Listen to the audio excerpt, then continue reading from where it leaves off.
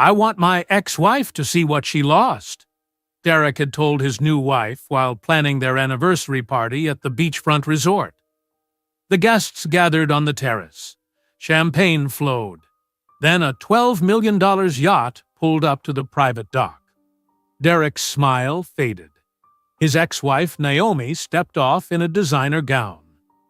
Behind her, 4 children in matching sailor outfits. They ran toward the party. "Daddy!" they screamed. Derek's glass slipped from his hand. His new wife grabbed his arm. "Those children have your face. You told me you couldn't have kids." Naomi smiled. "Surprise, Derek. I brought your 4-year-old quadruplets to wish you a happy anniversary." But before we dive into the full story, let me know where you're watching from and what time it is. Now, subscribe to the channel, and let's get started. Madison, this party needs to be perfect. I want everyone in Miami Beach talking about it for months. Derek Anderson stood at the floor-to-ceiling windows of his luxury condo on the 40th floor. The Atlantic Ocean stretched out in front of him, deep blue and endless. The morning sun made the water sparkle. He held a cup of coffee that cost $20 per pound. He wore a silk robe that cost $800. Everything in his life was expensive. Everything in his life was exactly how he wanted it. Madison Cooper Anderson walked up behind him. She held her phone in one hand. She was always holding her phone. She wore pink silk pajamas, and her blonde hair fell perfectly over her shoulders. Even this early in the morning, she wore makeup. She needed to look good for the camera. "I know, babe," Madison said. She touched Derek's shoulder. "It's going to be amazing. Everyone is going to be so jealous." Derek smiled. Jealousy. That was exactly what he wanted. He was 42 years old, and he built his entire life to make other people jealous. His real estate development company made millions of dollars every year. He owned properties all over Miami. He drove a black Mercedes that cost $150,000. He married a woman 14 years younger than him who looked like a model. His life was perfect. At least, that is what everyone thought. "I'm going to film my morning routine," Madison said. She kissed Derek's cheek and walked to the kitchen. Derek watched her set up her phone on a small tripod on the marble counter. She pressed record, and her whole face changed. Her smile got bigger. Her voice got higher. She became the Madison that 300,000 people followed online. "Good morning, beautiful souls," Madison said to the camera. "It's exactly 6:30 in the morning, and I'm starting my day in our gorgeous Miami Beach condo. Today is going to be amazing because Derek and I are finalizing plans for our 10th anniversary party."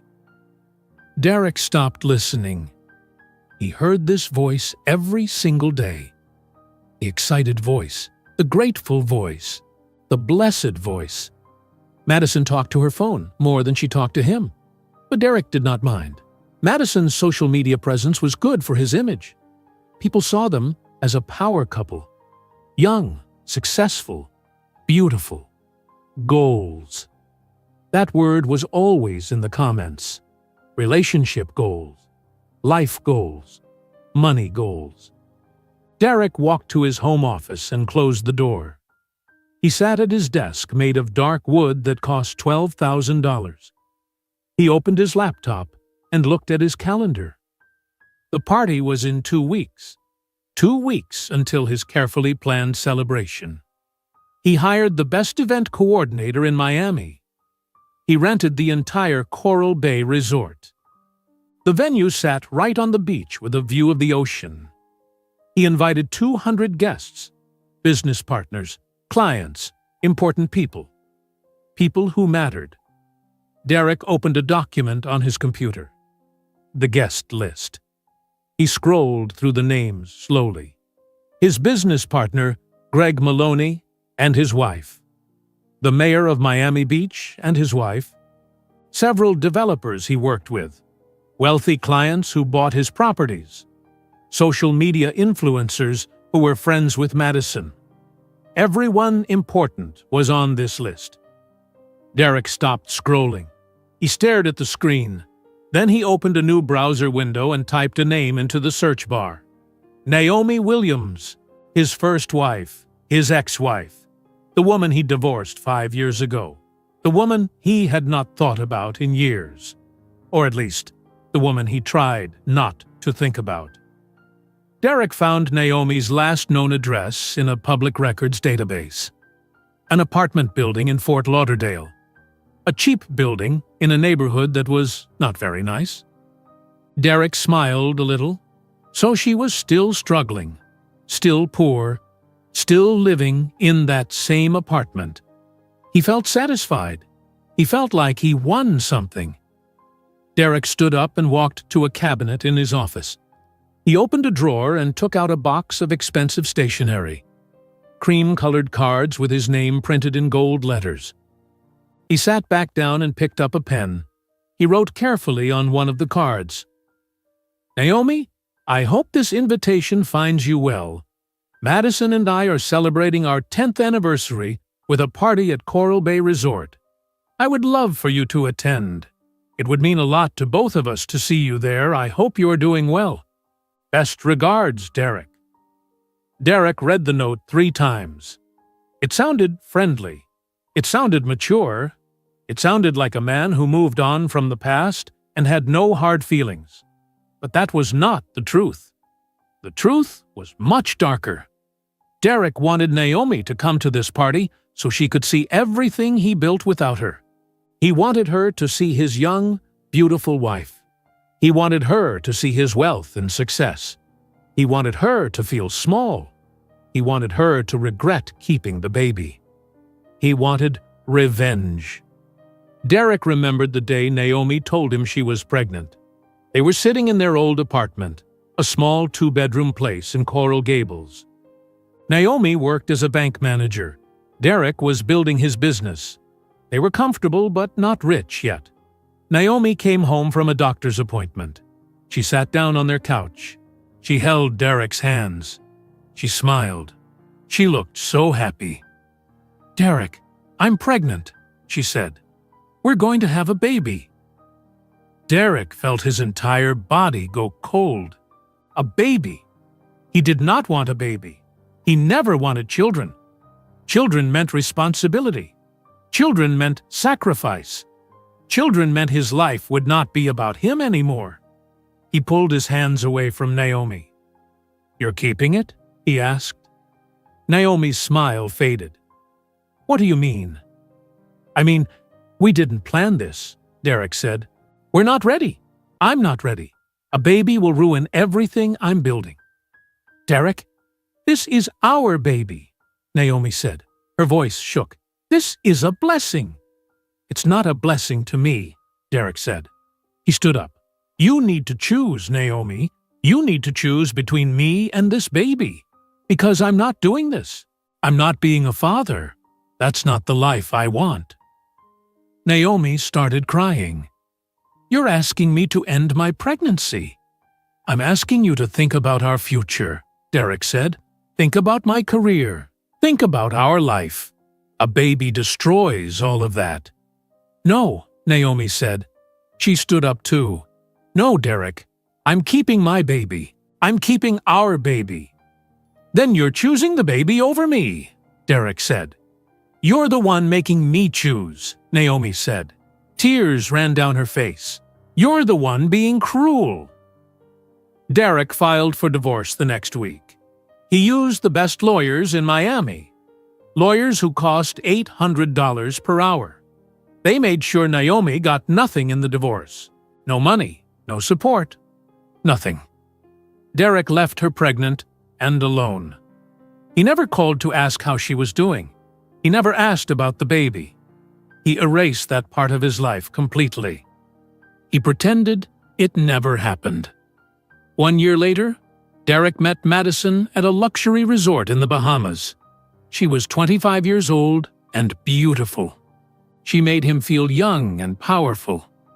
They got married 8 months later. Derek told Madison he could not have children. He said he was infertile. He said that was why his first marriage ended. Madison believed him. This was a complete lie. But the lie let Derek live the life he wanted. No children, no responsibility, just money and success and admiration. Derek sealed the invitation in an expensive envelope. He wrote Naomi's address on the front. He would mail it tomorrow. He imagined Naomi receiving it. He imagined her opening it in her small, cheap apartment.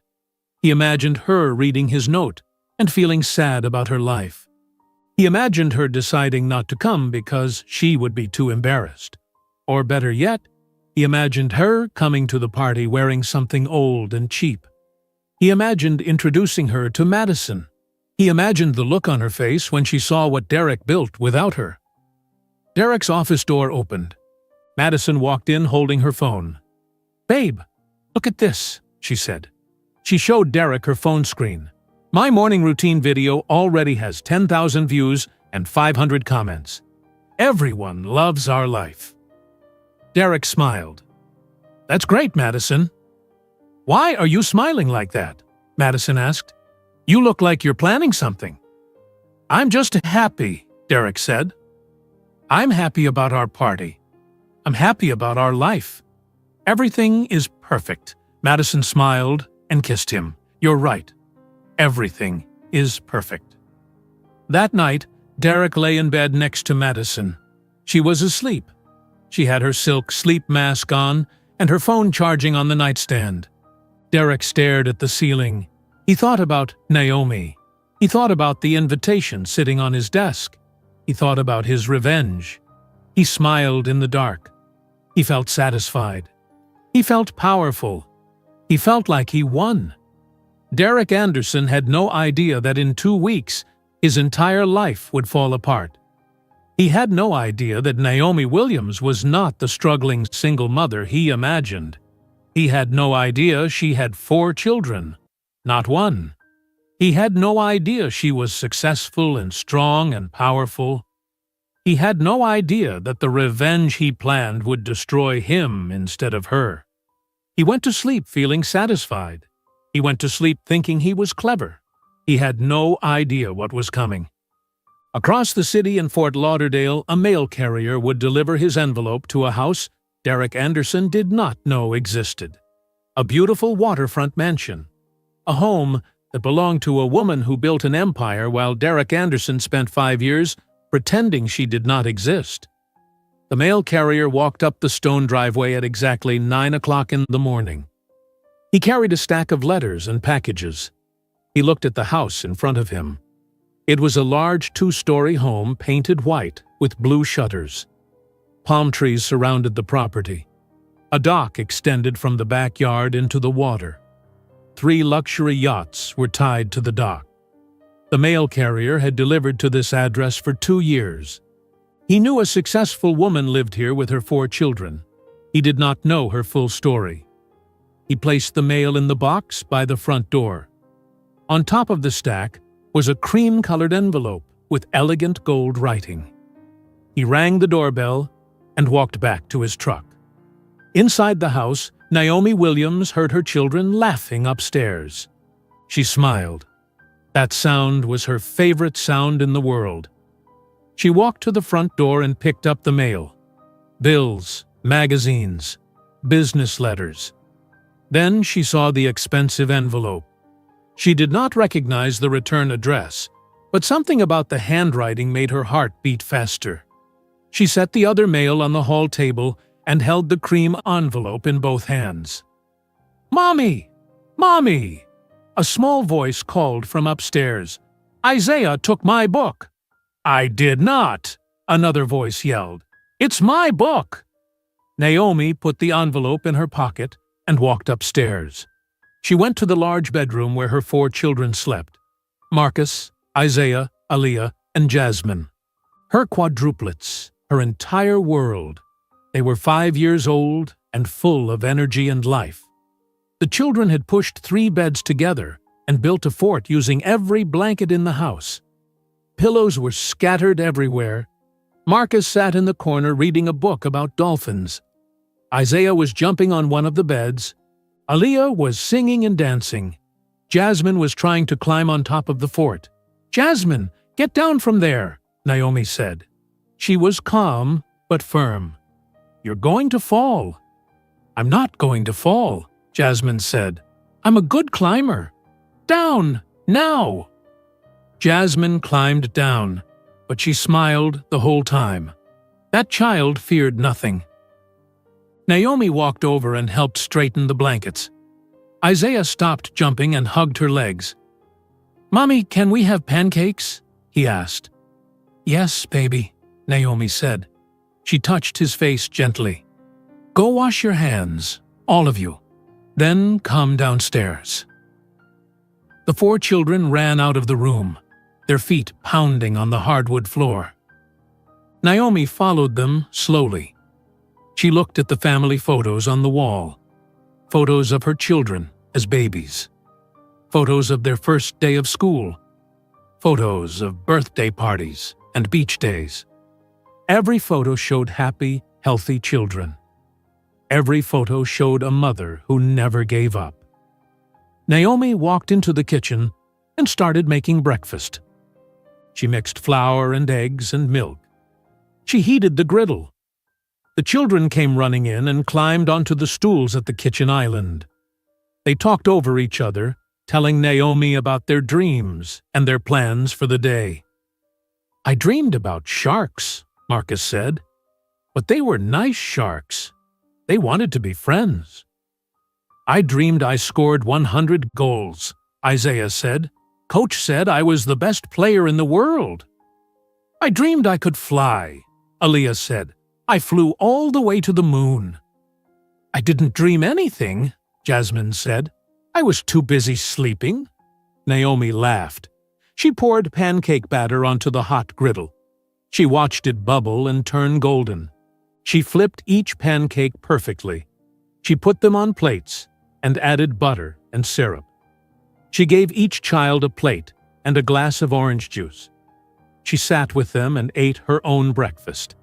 This was her favorite time of day. Before work. Before stress. Just her and her children. After breakfast, Naomi got the children ready for school. She helped Aaliyah put on her school uniform. She tied Isaiah's shoes. She made sure Marcus had his homework folder. She braided Jasmine's hair. Then she loaded all 4 children into her white Range Rover and drove to their private school. Seaside Academy was a small school in Fort Lauderdale. It cost $30,000 per year for each child. Naomi paid $120,000 every year for her children's education. She did not complain. She wanted them to have the best. She walked each child to their classroom and kissed them goodbye. Marcus hugged her tight. Isaiah ran off to play with his friends. Aaliyah held her hand until the last second. Jasmine waved and walked in confidently. Naomi drove from the school to the marina. Her office was a small building on the dock. The sign above the door said, "Queens of the Sea Charters," in blue and gold letters. She walked inside and her assistant, a young woman named Rebecca, looked up and smiled. "Good morning, Miss Williams," Rebecca said. "You have 3 messages. One client wants to book a yacht for a wedding. Another wants to book for a corporate event. And your accountant called about the quarterly reports." "Thank you, Rebecca," Naomi said. She walked to her office and sat at her desk. She looked out the window at her yachts docked in the water. 6 beautiful vessels, her pride and joy. She built this business from nothing 3 years ago. She used every penny of her savings. She worked day and night. She made phone calls and sent emails and met with clients. She offered the best service. She hired the best staff. She treated every client like royalty. Now her business made $12 million every year. She was respected in the industry.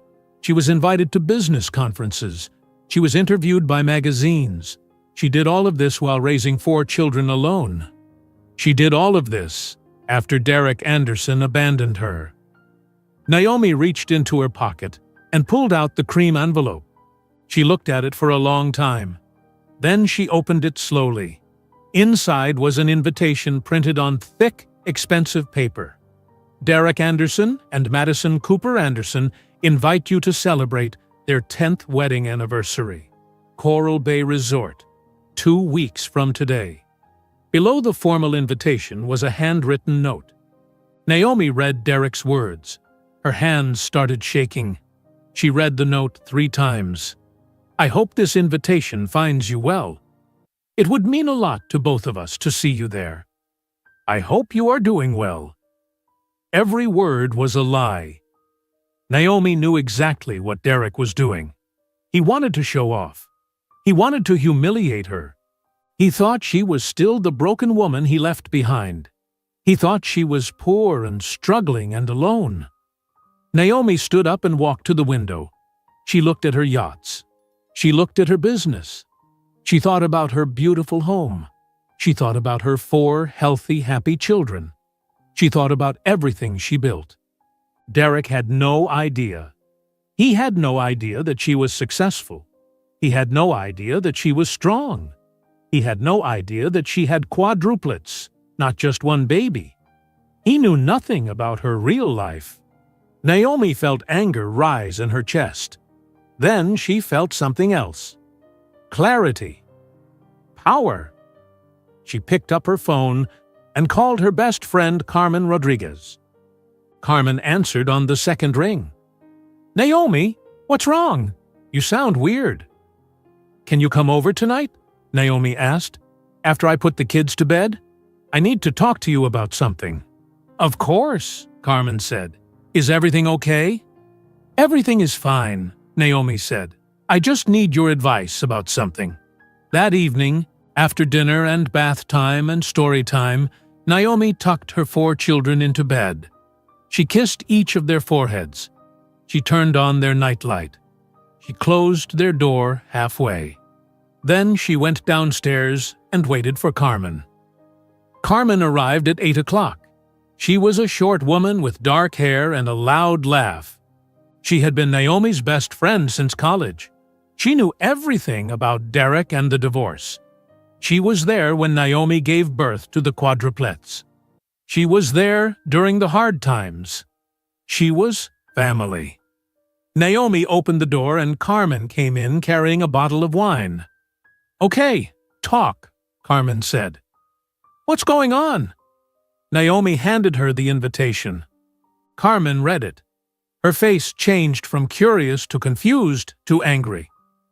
Are you kidding me? Carmen said. Her voice got loud. Is he serious? He wants you to come to his anniversary party? After what he did to you? He thinks I'm still living in that old apartment, Naomi said. He thinks I'm struggling. He wants me to see his perfect life and feel bad about mine. That man is garbage, Carmen said. Throw this away. Don't even think about going. Naomi sat down on her couch. She held a pillow in her lap. She looked at the invitation lying on the coffee table. What if I do go? Naomi said quietly. Carmen stared at her. What? What if I go to his party? Naomi said. She looked at Carmen. What if I bring Marcus, Isaiah, Aaliyah, and Jasmine with me? Carmen's mouth opened. She did not speak for a long moment. Naomi, Carmen finally said, are you sure you want to do this? He has no idea what's coming, Naomi said. Carmen stared at Naomi for a long time. She set down her wine glass and leaned forward. Naomi, listen to me, Carmen said. I love you. You know I do. But are you absolutely sure about this? Really sure? Naomi nodded. I've been hiding for 5 years. I built this amazing life and Derek thinks I'm nothing. He thinks he won. I want him to see the truth. This isn't about revenge, is it? Carmen asked. Because revenge can hurt you more than it hurts him. It's not about revenge, Naomi said. It's about my children. They deserve to know their father exists. They ask about him, Carmen. Marcus asked me last week why they don't have a daddy. What am I supposed to say? Carmen reached over and held Naomi's hand. Okay. If you're really doing this, then I'm with you, all the way. You know that. I need you there, Naomi said. I need you at that party. I can't do this alone. You won't be alone, Carmen said. Never. They talked until midnight. They planned everything carefully. Naomi would need the right dress. The children would need special outfits. She would bring her nanny Patrice for help with the children. She would arrive on one of her yachts so Derek could see her success immediately.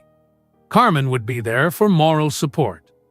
They went through every detail. The next morning, Naomi called a designer in Miami named Alessandro Moretti. Alessandro dressed celebrities and wealthy women all over Florida. His dresses cost thousands of dollars. Naomi made an appointment for that afternoon. After dropping the children at school, Naomi drove to Alessandro's studio in downtown Miami. The studio was in a tall building with glass walls. Inside, everything was white and gold. Beautiful dresses hung on racks. A young woman greeted Naomi and took her to a private room. Alessandro walked in 10 minutes later. He was a tall man with gray hair and glasses. He wore all black. He smiled when he saw Naomi. "Miss Williams," he said, "I am so happy to meet you. I have heard wonderful things about your business." "Thank you," Naomi said. "I need a dress for a very important event." "Tell me about this event," Alessandro said. He sat down and pulled out a notebook. "It's an anniversary party," Naomi said, "at Coral Bay Resort in 2 weeks." "And what do you want people to see when you walk into this party?" Alessandro asked. Naomi thought about her answer carefully. "I want them to see power, success, confidence. I want them to see a woman who cannot be broken." Alessandro smiled. "I have the perfect design for you." He sketched while they talked. He showed Naomi fabrics and colors. Naomi chose emerald green silk, the color of money, the color of growth. Alessandro measured her carefully. He promised the dress would be ready in 10 days. The price was $15,000. Naomi did not hesitate. She paid a deposit and left the studio. Next, Naomi went to a children's boutique in Fort Lauderdale. She wanted matching outfits for Marcus, Isaiah, Aaliyah, and Jasmine. The store owner showed her several options. Naomi chose white and gold sailor outfits, little jackets with gold buttons, white pants for the boys, white dresses for the girls, gold shoes for all of them. The outfits cost $500 each, $2,000 total. Naomi ordered them immediately. That evening, after the children were asleep, Naomi called Patrice. Patrice was her nanny. She was a 50-year-old woman from Haiti who had worked for Naomi for 2 years. She loved the children. She was patient and kind. She knew everything about Derek. "Patrice, I need to ask you something," Naomi said. "It's important." "Of course, Miss Naomi," Patrice said. "What do you need?" Naomi explained her plan. She told Patrice about the invitation. She told her about bringing the children to meet Derek. She asked Patrice to come to the party to help with the children. "I will be there," Patrice said immediately. "Those babies deserve to meet their father, and that man deserves to see what he threw away." "Thank you," Naomi said. She felt relief. She was not doing this alone. Over the next week, Naomi tried to focus on work. She met with clients. She checked on her yachts. She reviewed financial reports. But her mind kept returning to the party. She imagined walking in with her children. She imagined Derek's face. Sometimes she felt strong. She reviewed financial reports. But her mind kept returning to the party. She imagined walking in with her children. She imagined Derek's face. Sometimes she felt strong and ready. Other times she felt terrified. One night, Naomi had a nightmare. She dreamed she walked into the party with her 4 children. Derek looked at them and laughed. He said they were not his children. He said Naomi was lying. Everyone at the party believed him. They all laughed at her. The children cried. Naomi woke up sweating and breathing hard. She went to check on her children. They were all sleeping peacefully. She sat in their room and watched them breathe until her heart stopped racing. The next morning at breakfast, Marcus looked at Naomi with his serious brown eyes. "Mommy, can I ask you something?" he said. "Of course, baby," Naomi said. She was pouring orange juice. "Why don't we have a daddy?" Marcus asked. "Everyone at school has a daddy. Joshua has a daddy. Emma has a daddy. Why don't we?" Naomi's heart felt heavy. She sat down next to Marcus. Isaiah, Aaliyah, and Jasmine stopped eating and listened. "You do have a daddy," Naomi said carefully. "His name is Derek. He just doesn't live with us." "Why not?" Isaiah asked. "Did he die?" "No, baby," Naomi said. "He's alive. He just made choices that kept him away from us." "Does he?" asked. Her voice was small and sad. "Because he was scared," Naomi said. "Sometimes adults make bad choices because they're scared." "I want to meet him," Isaiah asked. Her voice was small and sad. "Because he was scared," Naomi said. "Sometimes adults make bad choices because they're scared." "I want to meet him," Isaiah said. "I want to show him my soccer trophy. Do you think he would be proud of me?" Naomi's eyes filled with tears. She blinked them away. "You are wonderful, Isaiah. Anyone would be proud of you." "Can we meet him?" Marcus asked. "Please." Naomi looked at her 4 children. They all stared at her with hope in their eyes. She made her decision in that moment. She was doing the right thing. Her children deserved to meet their father. Even if Derek rejected them, at least they would know the truth. The truth was better than wondering forever. "Yes," Naomi said. "Actually, we're going to meet him very soon, in a few days." The children got excited. They asked 100 questions. Where would they meet him? What did he look like? Would he like them? Naomi answered as best as she could. She showed them an old photo of Derek. Marcus studied the photo carefully. Isaiah said Derek looked nice. Aaliyah asked if Derek liked singing. Jasmine asked if there would be food at the party, or small figures. Above the drawing, Aaliyah wrote, "My family," in crooked letters. "That's beautiful, baby," Naomi said. Her throat felt tight. "I'm going to give it to Daddy when we meet him," Aaliyah said, "so he knows we love him." Naomi had to leave the room. She went to her bedroom and closed the door. She sat on her bed and cried. She cried because her children were so innocent. They wanted to love their father. They were ready to give him everything. But Derek never gave them anything. He never even asked about them. Carmen came over that night. They sat on Naomi's back patio. They could see the yachts in the water. The moon reflected on the waves. "Are you having second thoughts?" Carmen asked. "Every single day," Naomi admitted. "What if this hurts my children? What if Derek says something cruel? What if I'm making a terrible mistake? Or what if this finally gives you closure?" Carmen said. "What if your children finally get to see their father? What if Derek finally has to face what he did?" "He might deny them," Naomi said. "He might say they're not his children." "Then everyone at that party will see exactly who he is," Carmen said.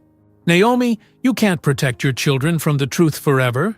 Derek exists. He's their father. They deserve to know that, even if he's a bad father." Naomi nodded. She knew Carmen was right. "Besides," Carmen added, "those kids look exactly like him. He can't deny them even if he tries. Everyone will see the truth." 3 days before the party, Naomi picked up her dress from Alessandro's studio. She tried it on in the fitting room. The emerald green silk fit her perfectly. The dress made her look powerful and elegant. She looked at herself in the mirror and barely recognized the woman staring back. This was not the broken woman Derek left behind. This was a woman who survived and succeeded. This was a woman who could not be destroyed. "You look like a queen," Alessandro said. Naomi smiled. "That's exactly right." The night before the party, Naomi could not sleep. She walked through her house in the dark. She went into her children's room and watched them sleep. Marcus was curled up with his dolphin book. Isaiah was sprawled across his bed. Aaliyah hugged her stuffed rabbit. Jasmine had kicked off all her blankets. Naomi covered her gently. Her phone buzzed with a text message. Unknown number. She opened it. The message said, "Looking forward to seeing you tomorrow." "Derek?" Naomi stared at the message. Derek was expecting her, but he was expecting her to come alone. He was expecting a broken woman. He had no idea what was really coming. He had no idea that tomorrow his perfect life would fall apart in front of 200 people. Naomi typed a response. "See you tomorrow." She put her phone down and went back into bed. Tomorrow would change everything.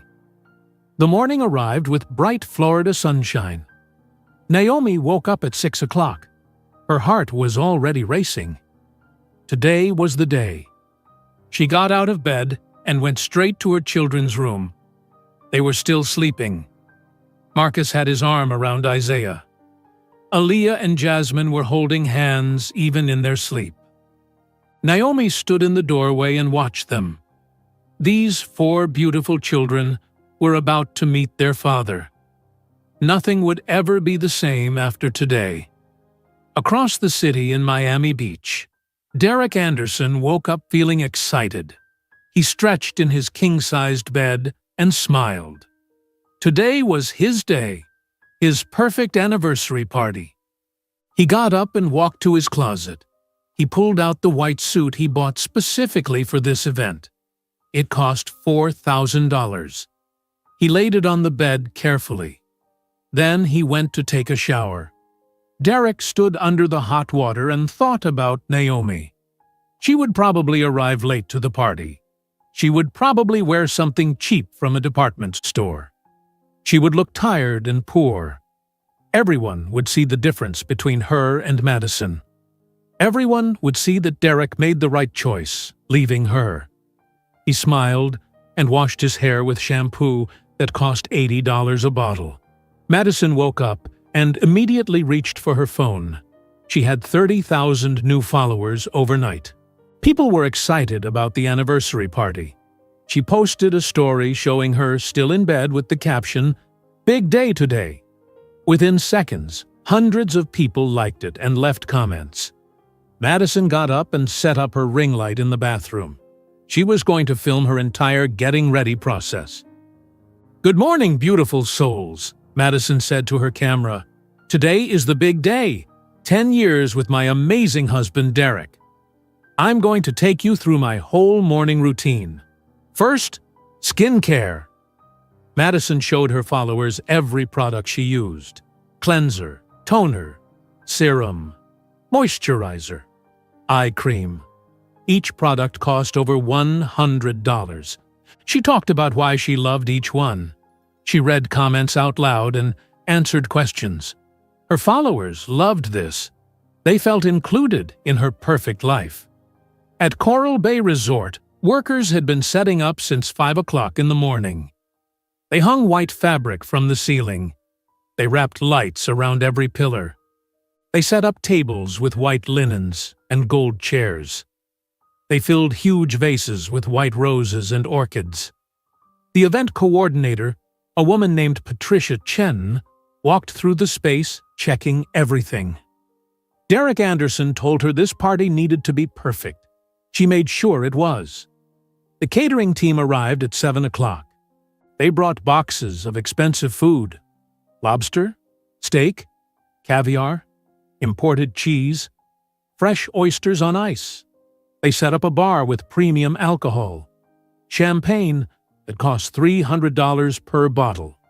The musicians arrived and started setting up their equipment on the stage. Everything was coming together exactly as planned. In Fort Lauderdale, Naomi made breakfast for her children: scrambled eggs and toast, orange juice. The children were excited because Naomi told them they were going to a special party today. They did not fully understand what was about to happen. They just knew they were going to meet their father. "Mommy, what should I tell Daddy?" Isaiah asked. "Should I tell him about my soccer games?" "You can tell him whatever you want, baby," Naomi said. She tried to keep her voice steady. "I'm going to give him my picture," Aaliyah said. She held up the drawing she made, the stick figures holding hands. "That's beautiful," Naomi said. Her chest felt tight. "What if Daddy doesn't like us?" Marcus asked. He was always the serious one, the one who worried. Naomi knelt down next to Marcus. She looked directly into his eyes. "Marcus, baby, listen to me. You are smart and kind and wonderful. All of you are. If your daddy doesn't see that, it's because something is wrong with him, not with you. Never with you. Do you understand?" Marcus nodded, but Naomi could see he was still worried. After breakfast, Naomi helped the children get ready. She had laid out their white and gold sailor outfits on their beds. The boys wore white pants and white jackets with gold buttons. The girls wore white dresses with gold sashes. They all wore gold shoes. They looked absolutely beautiful. Patrice arrived at 10 o'clock. She came into the house and saw the children in their outfits. Her eyes filled with tears. "Oh, my babies," Patrice said. "You look like angels." "We're going to meet our daddy," Isaiah said. He spun around to show his outfit. "I know, baby," Patrice said. She looked at Naomi. "Are you ready?" "No," Naomi said honestly, "but we're doing this anyway." Carmen arrived 30 minutes later. She wore a simple black dress. She hugged Naomi tightly. "You look amazing," Carmen said. "That dress is perfect." Naomi was wearing her emerald green dress. Her hair was styled in soft waves. She wore diamond earrings and a simple gold necklace. She looked powerful and elegant. She looked nothing like the woman Derek remembered. "I feel like I'm going to throw up," Naomi said. "That's normal," Carmen said. "But you're strong. You're ready. Let's go show that man what he lost." They all walked down to the dock behind Naomi's house. The children ran ahead, excited. Naomi's largest yacht was waiting, the Phoenix. $12 million of gleaming white fiberglass and gold trim. The yacht had 5 bedrooms, a full kitchen, a living room, and a deck with comfortable seating. It was absolutely stunning. "Wow," Jasmine said. "We're going on the big boat?" "Yes, baby," Naomi said. "We're sailing to Miami Beach." Patrice helped the children onto the yacht. They were careful climbing aboard. Carmen followed. Naomi went last. She walked to the captain's area and started the engines. She had piloted this yacht hundreds of times. She knew every control. She was a good captain. The yacht pulled away from the dock smoothly. The children ran to the front deck to watch the water. Patrice stayed with them to make sure they were safe. Carmen stood next to Naomi. "How are you feeling?" Carmen asked. "Terrified," Naomi said. "What if this is a mistake? What if I'm traumatizing my children?" "You're not," Carmen said. "You're giving them the truth. That's what good parents do." The yacht moved through the water toward Miami Beach. The weather was perfect, sunny and warm with a light breeze. Other boats passed them. People waved. The children waved back. They were having fun. They did not know their whole world was about to change. At Coral Bay Resort, Derek arrived at noon. He wore his white suit and his $50,000 watch. He looked at the decorations and smiled. Everything was perfect. Patricia Chen showed him around and pointed out all the details. Derek nodded his approval. "Excellent work," Derek said. "This is exactly what I wanted." Madison arrived an hour later. She wore a long, white dress covered in crystals. Her diamond necklace sparkled in the sunlight. The necklace cost $80,000. Derek bought it for her as an anniversary gift. She immediately started taking photos. She posted them online with the caption, "Anniversary Vibes." The comments came flooding in. Hundreds of people telling her she looked beautiful, telling her she was lucky, telling her she had the perfect life. Guests started arriving at 4 o'clock. Luxury cars pulled up to the resort entrance. Men in expensive suits, women in designer dresses. Everyone congratulated Derek and Madison. They drank champagne. They ate appetizers. They admired the decorations. The musicians played soft jazz music. Everything was elegant and perfect. Derek stood near the entrance, greeting people. He shook hands with his business partner, Greg Maloney. He hugged the mayor of Miami Beach. He introduced Madison to important clients. But every few minutes, he looked at the entrance. He was waiting for Naomi. He wanted to see her walk in alone and sad. He kept checking his watch. "Derek, you seem distracted," Madison said. She touched his arm. "Is something wrong?" No, Derek said. "Everything is perfect. I'm just making sure all the important guests arrive." Madison smiled and went back to taking photos. But she felt something was off. Derek was acting strange. He kept looking at the entrance. He kept checking his phone. Something was bothering him. At 6 o'clock, something happened that made several guests stop talking. A massive yacht appeared in the marina. It was white and gold and absolutely beautiful. Bigger than any boat currently docked at the resort. People on the terrace noticed it and pointed. "Look at that yacht," someone said. "I wonder who owns it." "That's a $12 million boat," another guest said. "Maybe some celebrity is here." More people walked toward the marina to see the yacht up close. Derek was curious too. He loved boats. He wanted to see this one. Madison followed him, still holding her champagne glass. They walked through the crowd of guests gathering at the marina. The Phoenix docked smoothly. Naomi cut the engines. Her hands were shaking. This was it. There was no turning back now. She took a deep breath and stood up. "Okay," she said to Carmen and Patrice. "Let's do this." Naomi stepped off the yacht first. Her emerald dress caught the light. Her diamond earrings sparkled. She walked with her head high and her shoulders back. She looked confident and powerful. Several guests stared at her. Some of them recognized her from business articles. Some of them just saw a beautiful, successful woman. Derek watched the woman step off the yacht. Something about her was familiar. Then she turned, and he saw her face clearly. His heart stopped. It was Naomi. But this was not the Naomi he expected. This was not a struggling single mother in cheap clothes. This was a wealthy, powerful woman. Derek's brain could not process what he was seeing. Behind Naomi, 4 children came running off the yacht. They wore matching white and gold outfits. They were laughing and holding hands.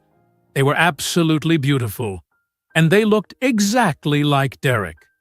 Same eyes, same smile, same facial features.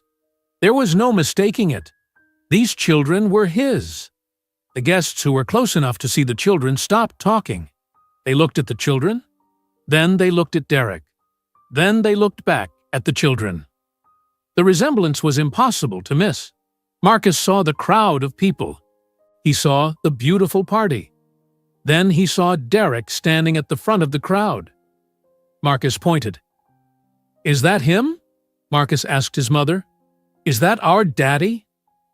Naomi looked directly at Derek. Their eyes met across the dock. She saw his face go pale. She saw the shock in his eyes. She put her hand on Marcus's shoulder. "Yes, baby," Naomi said. Her voice was loud enough for people nearby to hear. "That's your father." The 4 children turned to look at Derek. Their faces lit up with pure joy and hope. They had waited their whole lives for this moment. "Daddy!" Isaiah yelled. He started running toward Derek. The other 3 children followed. They ran across the dock toward Derek with their arms open. They were calling, "Daddy! Daddy!" Their voices were loud and happy. Every person at the party stopped talking. Every person turned to watch. And Derek Anderson stood frozen, watching his 4 children run toward him. Derek's body went rigid. His face turned completely white. The 4 children were running toward him with their arms stretched out. They were smiling. They were happy. They thought they were meeting their daddy for the first time. They thought this would be a good moment. Marcus reached Derek first. He was the fastest runner. He tried to hug Derek's legs. Isaiah came right behind him. Aaliyah and Jasmine followed. All 4 children reached for Derek at the same time. Their small hands grabbed at his white suit. Their faces looked up at him with pure joy. Derek stepped backward. He actually moved away from his own children. His feet shuffled back and his hands came up like he was trying to stop them. The children stopped moving. Their smiles faded. They looked confused. Marcus dropped his arms to his sides. "Are you our daddy?" Marcus asked. His voice was small and uncertain. Derek opened his mouth, but no sound came out. He just stared at the 4 children. His children. He looked at their faces and saw his own features staring back at him. Marcus had his eyes. Isaiah had his smile. Aaliyah had his nose. Jasmine had his dimples. There was no denying they were his. Everyone at the party could see it. Madison stood next to Derek. She was still holding her champagne glass. She looked at the 4 children. Then she looked at Derek. Then she looked at the children again. Her hand started shaking. The champagne glass slipped from her fingers and shattered on the ground. The sound of breaking glass made several people jump. "Derek?" Madison's voice was barely a whisper. "Derek, what is this?" Isaiah tried again. He stepped closer to Derek. "Hi, Daddy. We came to meet you. Mommy said we could meet you today. I want to tell you about my soccer team. I scored 2 goals last week." Derek still did not speak. He looked like he might be sick. His face was white and his eyes were wide. He kept looking around at all the guests watching. Everyone was staring at him. Nobody was talking. The musicians had stopped playing. The entire party was silent. Aaliyah started crying. She could feel something was wrong. She did not understand what, but she knew this was not how meeting your daddy was supposed to feel. Tears ran down her face. She held the drawing she made, the picture of the stick figure family. Her hand crumpled the paper. Jasmine crossed her small arms over her chest. She stared at Derek with anger in her eyes. Even at 5 years old, she knew rejection when she saw it. She stepped in front of her crying sister. "Why aren't you talking to us?" Jasmine asked. Her voice was loud and challenging. Naomi walked slowly from the yacht toward Derek. Every person at the party watched her move. Her emerald green dress caught the sunlight. She walked with her head high. She did not hurry. She walked calmly and deliberately. Carmen and Patrice stayed back on the yacht, watching. Naomi reached her children and put her hands on Marcus and Isaiah's shoulders. She stood facing Derek. They were only a few feet apart now. Derek looked at Naomi and she could see fear in his eyes. Good. He should be afraid. "Hello, Derek," Naomi said. Her voice was clear and loud enough for everyone to hear. "It's been a long time." Derek's mouth opened and closed. He still could not speak. Madison grabbed his arm. "Derek, who are these children?" Madison asked. Her voice was getting louder. "Why do they look exactly like you?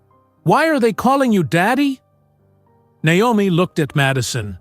Then she looked at Derek. Then she looked at the crowd of guests gathered around them. She saw Derek's business partner. She saw wealthy clients. She saw important people from Miami society. She saw a woman holding up her phone, recording. Good. Let them all see. Let them all know the truth. "Derek," Naomi said, "these are your children. Marcus, Isaiah, Aaliyah, and Jasmine. They are 5 years old. I was pregnant with them when you left me. You said you did not want children. You told me to choose between you and them. I chose them. You chose yourself." The crowd gasped. People whispered to each other. Someone said, "Oh my God," loud enough for everyone to hear. Madison turned to face Derek completely. Tears were running down her face, ruining her makeup. "You told me you could not have children. You said you were infertile. You said that's why your first marriage ended." "Madison, I can explain," Derek started. "You lied to me," Madison screamed. Her voice echoed across the marina. "Everything was a lie. You have 4 children. 4, and you never told me." "I didn't know there were 4, Derek said. The words came out before he could stop them. "I thought there was only 1. The entire crowd gasped louder.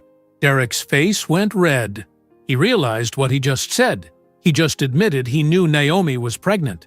He just admitted he knew and left anyway. He just destroyed his own defense in front of 200 people. "You knew?" Madison whispered. "You knew she was pregnant and you left her anyway?" A woman in the crowd started recording on her phone. She was a reporter for Miami Social Scene, a popular gossip website. She held her phone up high and made sure she captured everything. Derek saw her, and his face went even redder. Greg Maloney pushed through the crowd. He was Derek's business partner. They built their company together over 10 years. Greg had 3 children of his own. He looked at Derek with disgust on his face. "You abandoned your pregnant wife?" Greg said. His voice was cold. "You abandoned 4 babies?" "Greg, this is not what it looks like," Derek tried to explain. "This is exactly what it looks like," Greg said. He stepped closer to Derek. "You are not the man I thought you were. Our partnership is over, effective immediately. My lawyer will contact you on Monday." Greg turned and walked away. Several other guests followed him. They shook their heads as they left. They whispered to each other. Derek watched them go. His carefully planned perfect party was falling apart. Madison pulled the diamond necklace off her neck. The clasp broke, and diamonds scattered on the ground. She threw the necklace at Derek. It hit his chest and fell at his feet. "I want a divorce," Madison yelled. "You lied to me about everything. You said you wanted children with me one day. You said you couldn't have them. But you can. You have 4. You just didn't want them." Madison ran toward the resort building. She was crying so hard she could barely see. Several of her friends followed her. Derek reached out like he was going to stop her, but she was already gone. Derek stood alone in his white suit. His perfect anniversary party surrounded him. White flowers, crystal champagne glasses, expensive food, the beautiful ocean view. But none of it mattered now. Everyone was staring at him. Everyone saw the truth. Naomi knelt down next to her children. Aaliyah was still crying. Marcus looked sad and confused. Isaiah's happy smile was completely gone. Jasmine looked angry. Naomi hugged all 4 of them. "It's time to go home, babies," Naomi said quietly. "Why didn't he hug us?" Isaiah asked. "Doesn't he know how to hug?" "Why doesn't he want us?" Marcus asked. His voice broke. "This is not about you," Naomi said firmly. She made sure they could see her face. "You are wonderful. You are valuable. You are loved. Your father is not ready to be a daddy. That is his problem, not yours. Do you understand?" The children nodded, but Naomi could see they were hurt. Her heart broke for them. She wanted to scream at Derek. She wanted to tell him he was destroying 4 innocent children. But she stayed calm. She stayed dignified. Patrice and Carmen came forward to help. They took the children's hands and started walking back toward the yacht. Naomi stood up. She looked at Derek one more time. He was still standing there frozen. He looked lost and small despite his expensive suit and watch. "I did not come here for revenge, Derek," Naomi said. Her voice was steady and clear. "I came here so your children could meet their father. I came here so you could face what you did. I came here so everyone could see who you really are." She paused and looked around at the guests still watching. Some of them were crying, some looked angry, some looked shocked. All of them were listening. "My children and I do not need you," Naomi continued. "We never did. We are successful and happy without you. But you need to take responsibility for what you did. You need to face the truth." Naomi turned and walked back to her yacht. She did not look back. She held her head high. Behind her, she could hear people whispering. She could hear Derek trying to talk to remaining guests. She could hear his excuses and his explanations. But she did not care anymore. She said what she came to say. She showed him what he lost. Now it was time to take her children home. Carmen helped the children back onto the yacht. Patrice brought them inside to the main cabin. Naomi started the engines. As the yacht pulled away from the dock, she looked back one time. Derek was standing alone on the marina. His white suit looked ridiculous now. His confident smile was gone. His perfect party was destroyed. And it was all his own fault. The yacht moved through the water toward home. Naomi could hear her children crying in the cabin. She could hear Patrice's gentle voice comforting them. Her heart was broken for her babies, but she also felt something else. Relief. Freedom. She finally told the truth after 5 years of silence. Derek finally had to face what he did. And by tomorrow morning, everyone in Miami would know exactly who Derek Anderson really was. The yacht moved quietly through the water. The sun was starting to set. The sky turned orange and pink. Naomi piloted the yacht, but her mind was somewhere else. Behind her, in the main cabin, she could hear Aaliyah crying. She could hear Patrice's soft voice trying to comfort the children. Every sound broke Naomi's heart a little more. Carmen came and stood next to Naomi.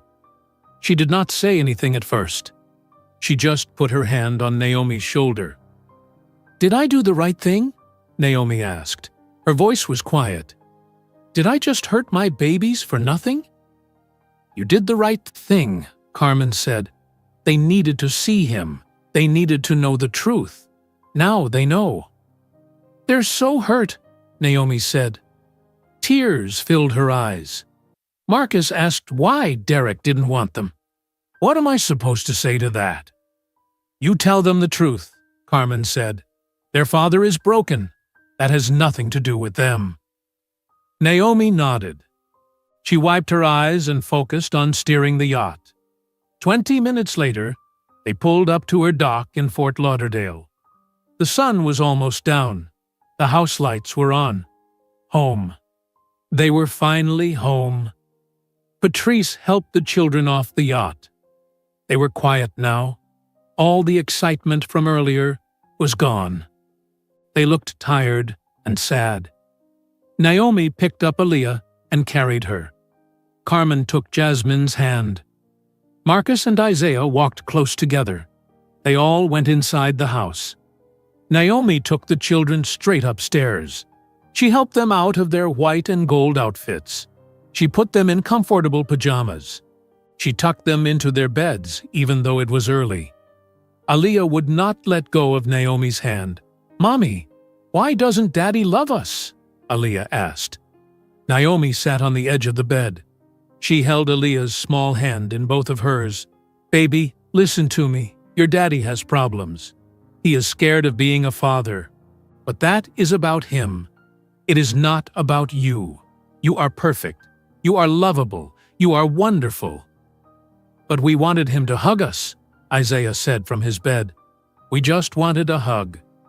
"I know, baby," Naomi said. Her voice broke. "I know you did. And I am so sorry he could not give you that." Marcus sat up in his bed. He looked at Naomi with his serious eyes. "Mommy, I don't want to see him again. I don't want a daddy who doesn't want us." Naomi walked over and hugged Marcus tightly. "You don't have to see him again. Not unless you want to, I promise." She stayed with the children until they fell asleep. Then she went downstairs. Carmen and Patrice were in the kitchen. Carmen was making tea. Patrice was sitting at the table with her head in her hands. "Those poor babies," Patrice said. "They were so excited to meet him, and he just stood there. He didn't even touch them." "I wanted to punch him," Carmen said. She poured hot water into 3 cups. "I wanted to walk over there and punch him in his face." Naomi sat down at the table. "Do you think people recorded it?" Carmen pulled out her phone. She typed something and her face changed. "Naomi, it's already online. The video is everywhere." Carmen turned her phone around. Naomi watched a video of herself standing at the marina with her 4 children. She watched Derek step away from them.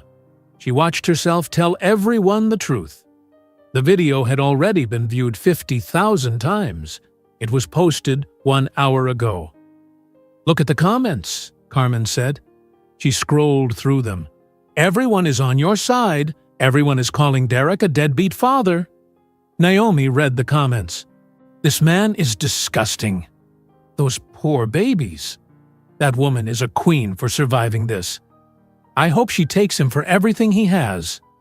Derek Anderson is trash." The comments went on and on. Hundreds of them. All supporting Naomi. All condemning Derek. "It's going viral," Carmen said.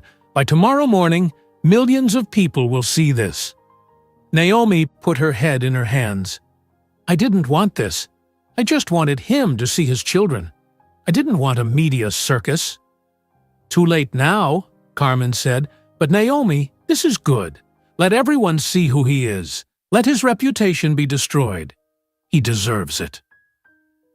Back at Coral Bay Resort, Derek stood alone on the terrace. Almost all the guests had left.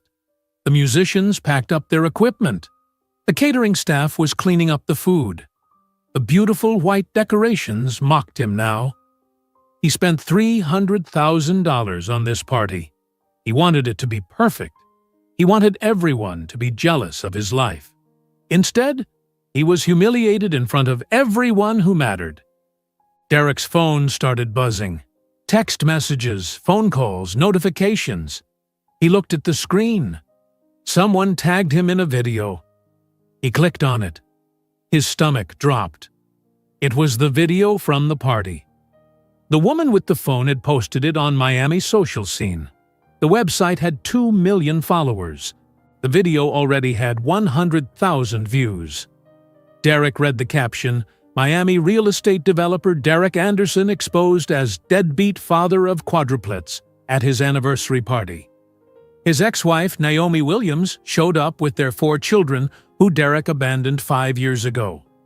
Watch his new wife's reaction when she finds out he lied about being infertile. Exclusive video. "No, no, no, no," Derek said.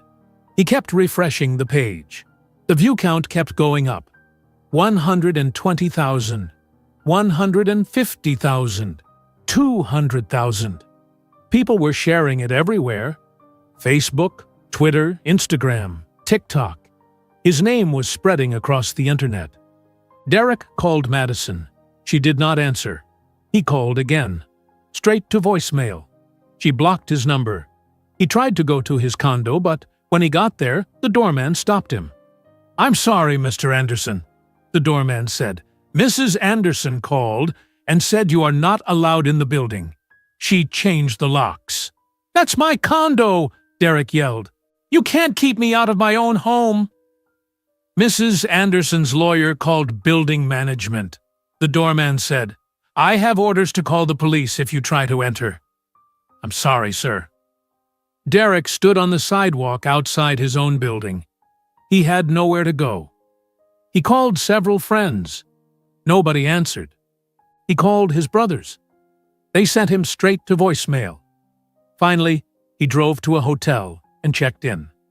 A cheap hotel in a bad neighborhood. It was all he could find this late at night. Derek lay on the uncomfortable hotel bed and watched his life fall apart on his phone. The video kept spreading. News websites were picking up the story. Miami developer abandons quadruplets. Real estate mogul's secret children exposed. Anniversary party becomes public humiliation. Every major news outlet in South Florida was covering the story. The next morning, Derek woke up to 300 missed calls. His phone had been ringing all night. Text messages filled his screen. Most of them were angry. Some were from clients canceling contracts. Some were from business associates distancing themselves. His company email was flooded with people demanding answers. Derek's phone rang. It was his lawyer, Robert Chen. Derek answered immediately. "Robert, thank God. I need your help. This is all a misunderstanding." "Derek, I'm calling to inform you that I can no longer represent you," Robert said. His voice was cold and professional. "What? Why?" "My wife saw the video. She has 3 children. She was very upset. She told me if I continue representing you, she will divorce me." "I'm sorry, Derek. I have to think about my own family." Robert hung up. Derek stared at his phone. His lawyer just quit. His business partner quit. His wife was filing for divorce. His reputation was destroyed. Everything was falling apart. On Monday morning, news vans showed up at Derek's office building. Reporters with cameras waited outside. When Derek tried to go to work, they surrounded him. "Mr. Anderson, is it true you abandoned 4 children?" "Mr. Anderson, did you lie to your wife about being infertile?" "Mr. Anderson, do you have any comment about the viral video?" Derek pushed through them without speaking. He went up to his office. His assistant looked at him with disgust and said nothing. Derek closed his office door and sat at his desk. His computer screen showed 37 canceled contracts. Clients did not want to work with him anymore. His phone rang constantly. All bad news. Greg Maloney sent an official email ending their partnership. Several investors pulled their money from Derek's projects. His company was losing millions of dollars. In one weekend, Derek's business was falling apart. Meanwhile, reporters were digging into Naomi's story. They found out about Queens of the Sea charters. They discovered she owned 6 yachts. They learned she made $12 million per year. They found out she built her business while raising quadruplets alone. The story shifted. It was no longer just about Derek being a bad father. It was about Naomi being a strong survivor. A producer from Good Morning Florida called Naomi's office. They wanted to interview her. A reporter from Florida Business Magazine wanted to write a feature article. A morning talk show in Miami wanted her to appear. Naomi said yes to all of them. 3 days later, Naomi appeared on Good Morning Florida. She sat on a couch across from the host, Maria Santos. As she wore a simple blue dress, she looked calm and professional. "Naomi, thank you for being here," Maria said. "The whole state has seen the video from Derek Anderson's party. Can you tell us what happened that day?" "I received an invitation to Derek's anniversary party," Naomi said. "I knew he wanted to show off his new life. But I decided to go and bring our children. I wanted Derek to meet them. I wanted him to see what he abandoned. You raised quadruplets by yourself? Maria asked. Yes, Naomi said. I was pregnant when Derek left me. I found out later I was carrying 4 babies. I worked 3 jobs while pregnant. I gave birth at 32 weeks. My babies spent a month in the hospital. It was the hardest time of my life. But you built a successful business, Maria said. I did, Naomi said. I started Queens of the Sea Charters 3 years ago. I wanted to give my children a good life. I wanted them to have opportunities. I wanted to show them that you can overcome anything if you work hard and never give up. The interview continued for 15 minutes. Naomi answered every question with grace and honesty. She did not attack Derek. She just told the truth. When the interview ended, social media exploded. People loved Naomi. They called her inspirational. They called her a role model. Companies reached out wanting to work with her. Her business phone rang constantly with new clients. Derek watched the interview from his hotel room. He felt rage building in his chest. Naomi was becoming famous. She was becoming successful and admired. Meanwhile, he was losing everything. He blamed her. He told himself this was all her fault. She planned this to destroy him. She was vindictive and manipulative. He refused to accept that he destroyed himself. 2 weeks later, a man in a suit knocked on Derek's hotel room door. Derek opened it cautiously. "Derek Anderson?" the man asked. "Yes. You've been served." The man handed Derek a thick envelope and walked away. Derek opened the envelope with shaking hands. Inside were legal documents. Naomi Williams was suing him for child support. 5 years of back payments, $300,000, plus $10,000 per month going forward until all 4 children turned 18. Derek did the math in his head.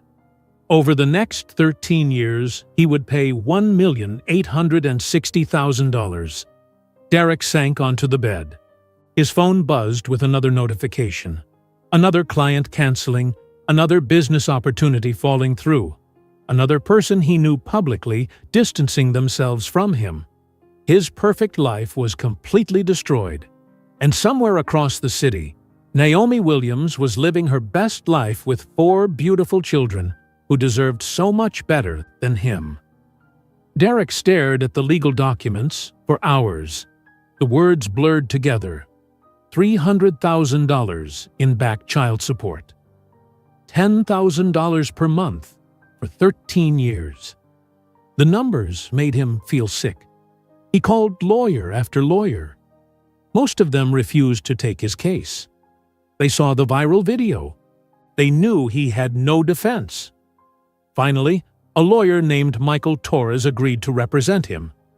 "I'll be honest with you, Derek," Michael said during their first meeting. "This case is not good for you. You admitted on video that you knew about the pregnancy. You abandoned your children. No judge is going to be sympathetic." "So what do I do?" Derek asked. He sounded desperate. "You pay what they're asking," Michael said, "or you go to court and probably end up paying more. Plus my legal fees, which will be very expensive." "There has to be another way," Derek said. "Naomi has money now. She doesn't need mine. This is about revenge. Can't we argue that?" Michael leaned back in his chair. "Derek, child support is about the children, not the mother. It doesn't matter if Naomi is a millionaire. You still have a legal obligation to support your children. You've paid nothing for 5 years. The court will order you to pay." Derek left the lawyer's office feeling defeated. He drove to a bar and ordered whiskey. He sat alone drinking and watching sports on the television. Nobody recognized him. Or maybe they did and they just avoided him. Either way, he was alone. Derek's phone buzzed. A text message from Madison's lawyer. The message outlined the divorce terms. Madison wanted the Miami Beach condo, She wanted one of the cars. She wanted $2 million in the settlement. Derek nearly threw his phone across the bar. $2 million, he said out loud. Several people looked at him. He ignored them. Derek tried calling Madison again. Still blocked.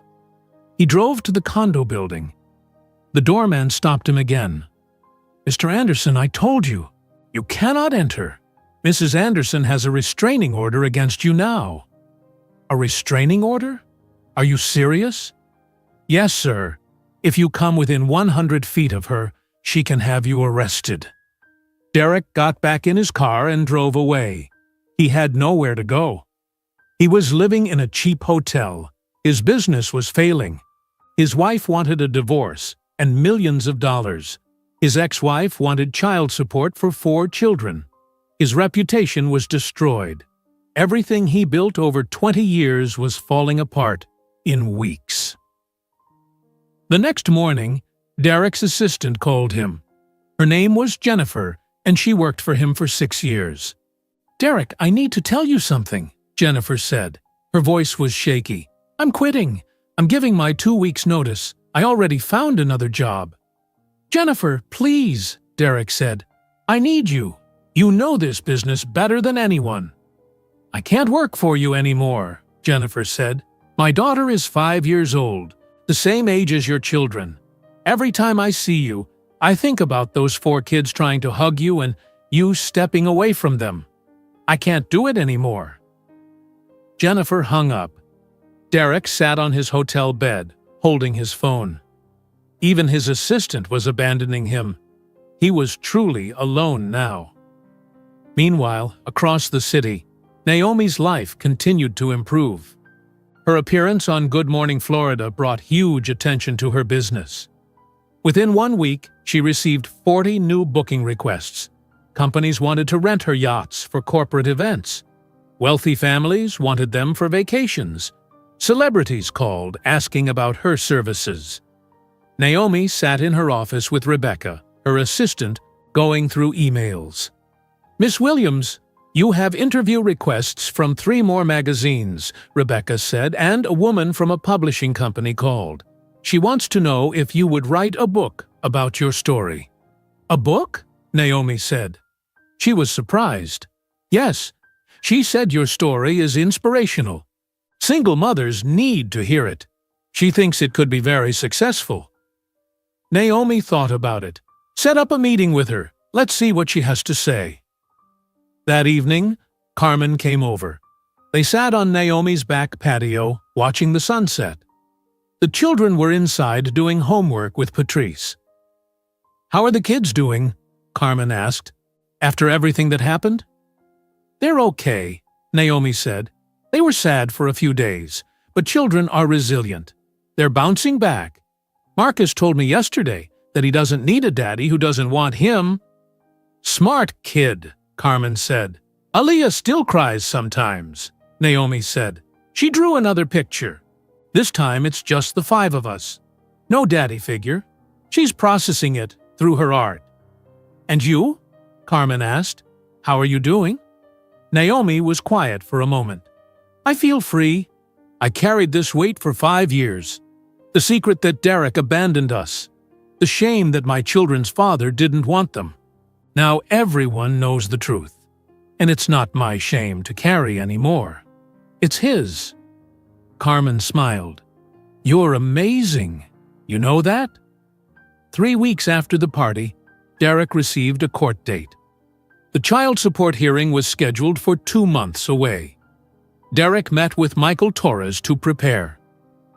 "The judge will review Naomi's financial records, showing what she spent on the children," Michael explained.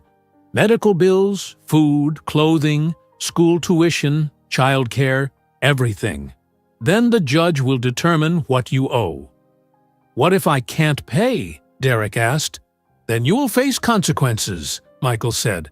"Wage garnishment, property seizure, possibly jail time if the court thinks you're refusing to pay." "Jail?" Derek's voice went high. "For contempt of court, yes," Michael said. "But that's only if you refuse to pay when you clearly have the ability. Derek, You still have assets, properties, investments. You can pay this. You just don't want to. Derek left the meeting angry. He blamed everyone except himself. He blamed Naomi for bringing the children to the party. He blamed Madison for divorcing him. He blamed Greg for ending their partnership. He blamed the reporter for posting the video. He blamed society for being too sensitive. He never once admitted that he made terrible choices. Derek tried to save his business. He called every client he ever worked with. Most did not return his calls. The ones who did told him they could not be associated with him anymore. His reputation was too damaged. Working with Derek Anderson would hurt their own businesses. One former client named Richard Hayes agreed to meet Derek for coffee. Richard was a wealthy investor who bought 3 properties from Derek over the years. "Richard, thank you for meeting me," Derek said. He tried to sound confident. "I know things have been difficult lately, but I'm still the same businessman you worked with before. I can still find you great investment properties." Richard looked at Derek with cold eyes. "Derek, I have 3 daughters. When I saw that video of you stepping away from your own children, I felt sick. I will never do business with you again. And I'm telling everyone I know to avoid you too." Richard stood up and left. Derek sat alone at the coffee shop. He ordered another coffee and stared at nothing. His phone buzzed. Another email, another canceled contract, another business relationship ended. His company was dying, and there was nothing he could do to stop it. By the end of the first month, Derek's company lost 70% of its clients. He had to lay off 12 employees. He had to close 2 of his 3 offices. His income dropped from millions per year to almost nothing. He still had some money saved and some investments, but nowhere near what he used to have. Madison's divorce lawyer contacted Derek's lawyer. They were pushing the divorce through quickly. Madison wanted it finalized within 6 months. She was already moving on with her life. Derek saw her Instagram posts. She went to her parents' house in Arizona. She posted photos with her family.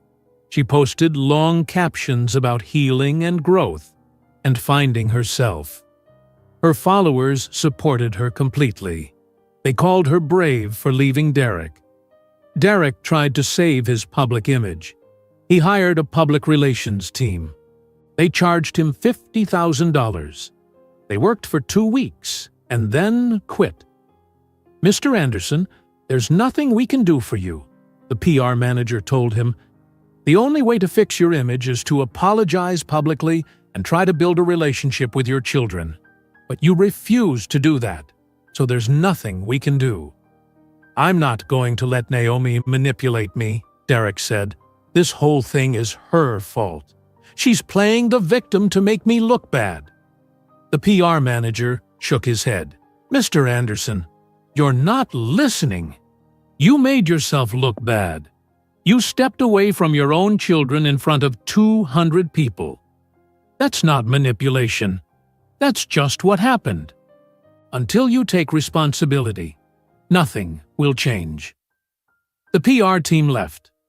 Derek was alone again. He moved from the cheap hotel to an even cheaper apartment, a small 1-bedroom place in a bad neighborhood. The rent was $900 per month. Derek Anderson, who used to live in a luxury condo worth $2 million, now lived in a $900 apartment. Derek's brothers called him once. They were not calling to support him. They were calling to tell him he embarrassed the family. "Derek, what were you thinking?" his brother Paul said.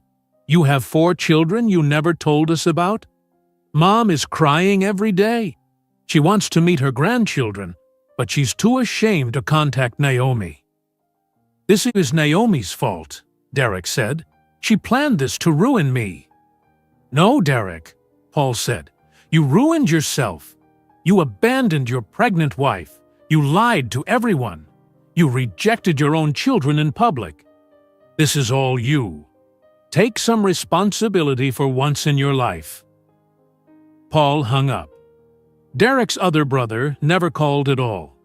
His parents sent one email asking him to get therapy. Derek deleted it without responding. 2 months after the party, Derek went to court for the child support hearing. He wore his best suit. It was wrinkled because he had no one to iron it for him. He met Michael Torres outside the courtroom. "Remember," Michael said, "let me do the talking. Don't say anything unless the judge asks you directly. And if the judge asks you something, keep your answer short and respectful." They walked into the courtroom. Naomi was already there with her lawyer, a woman named Patricia Odom. Naomi wore a simple gray suit. She looked professional and calm. She looked at Derek with no emotion on her face. Derek felt small under her gaze. The judge entered. Everyone stood. Judge Patricia Monroe was a woman in her 60s with gray hair and sharp eyes. She sat down and reviewed the documents in front of her. "This is the case of Williams versus Anderson," Judge Monroe said. "Child support for 4 minor children. Let's proceed." Derek's future was about to be decided. Judge Monroe looked at the documents in front of her. She read silently for several minutes. The courtroom was quiet. Derek could hear his own heart beating. He looked at Naomi sitting across the aisle with her lawyer. She sat perfectly still. She was not nervous at all. "Miss Odom," Judge Monroe said, "please present your case." Patricia Odom stood up. She was a tall black woman in her 50s with gray hair and a strong voice. She walked to the front of the courtroom. "Your Honor, my client Naomi Williams was married to Derek Anderson for 8 years. 5 years ago, she informed Mr. Anderson that she was pregnant. Mr. Anderson told her to choose between him and the baby. When Miss Williams refused to end her pregnancy, Mr. Anderson filed for divorce immediately. He gave her nothing in the settlement. He used expensive lawyers to make sure she received no financial support." Patricia pulled out a folder. "Miss Williams gave birth to quadruplets, 4 babies, Marcus, Isaiah, Aaliyah, and Jasmine. They were born premature at 32 weeks. They spent 1 month in the hospital. The medical bills alone were over $100,000. Miss Williams paid everything herself." Judge Monroe looked at Derek. Derek felt her eyes on him. He looked down at the table. "For 5 years, Mr. Anderson has paid nothing," Patricia continued. "No child support, no medical expenses, no school tuition. Nothing. Miss Williams raised 4 children completely alone while Mr. Anderson lived a luxury life and remarried." "Your Honor," Michael Torres stood up. "May I speak?" "Go ahead, Mr. Torres," Judge Monroe said. "My client was unaware that Miss Williams gave birth to quadruplets. He thought there was only 1 child. He—" "Stop right there," Judge Monroe said. Her voice was sharp. "Mr. Torres, I watched the viral video of the anniversary party. Mr. Anderson clearly stated, and I quote, 'I didn't know there were 4. I thought there was only 1.' That statement proves Mr. Anderson knew about at least 1 child. Is that correct?" Michael Torres looked uncomfortable. "Yes, Your Honor." "So your client knowingly abandoned at least 1 child," Judge Monroe said. "The fact that there were actually 4 children is irrelevant to his responsibility. He knew Miss Williams was pregnant, and he left her anyway. Correct?" "Yes, Your Honor," Michael said quietly. He sat down.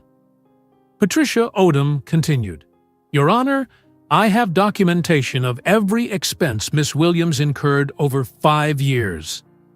Medical bills, food, clothing, child care, school tuition, sports activities, art supplies, everything 4 children need."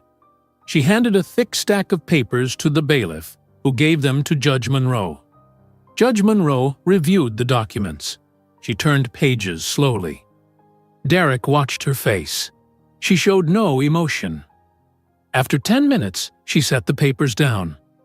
"Miss Williams," Judge Monroe said, Please stand." Naomi stood up. She was calm and dignified.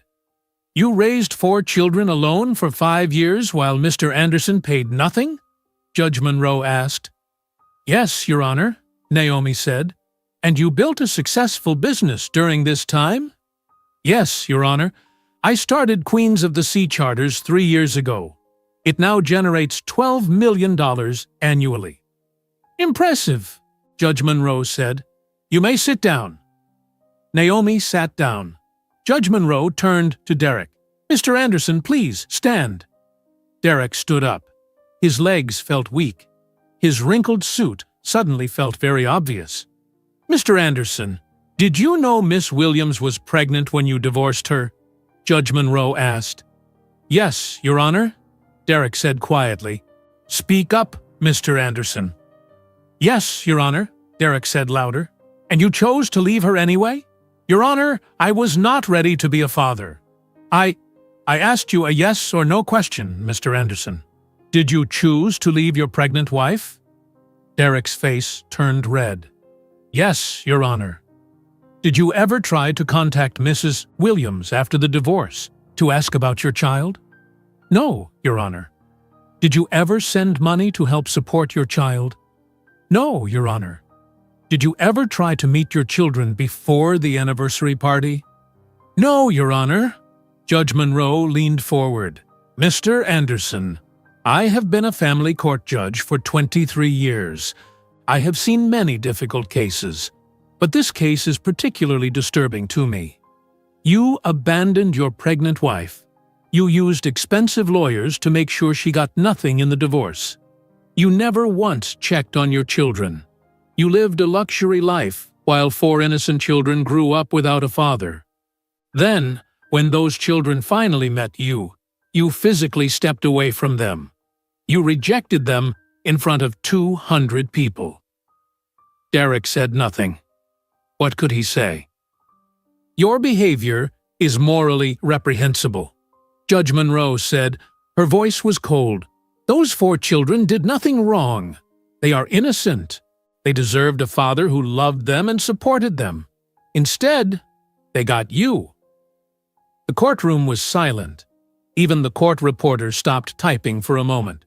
Judge Monroe looked at the documents again. "Based on the evidence presented, I am ordering the following. Mr. Anderson, you will pay Miss Williams $300,000 in back child support immediately. This covers 5 years of expenses. You will also pay $10,000 per month in ongoing child support until all 4 children reach the age of 18. That is 13 more years. The total ongoing support will be $1,560,000. Combined with the back support, you will pay a total of $1,860,000. Derek felt like he was going to be sick. Michael Torres put his hand on Derek's shoulder to steady him. "Mr. Anderson, do you have the ability to pay the back support of $300,000? Judge Monroe asked. "Your Honor, my business has suffered significant losses," Derek said. "I don't have that much cash available right now." "Mr. Torres, does your client have assets?" Judge Monroe asked. "Yes, Your Honor," Michael said. "He has properties and investments." "Then he can liquidate assets to pay what he owes," Judge Monroe said. "Mr. Anderson, you have 30 days to pay the $300,000. If you fail to pay, I will order your wages garnished and your assets seized. Do you understand?" "Yes, Your Honor," Derek said. "The monthly child support of $10,000 will begin immediately. First payment is due in 30 days. Mr. Anderson, if you miss even one payment, you will be held in contempt of court. Do you understand?" "Yes, Your Honor." Judge Monroe signed several documents. "This case is concluded. Mr. Anderson, you are free to leave. But I want to tell you something before you go." Derek looked at the judge. "Those 4 children deserve better than you," Judge Monroe said.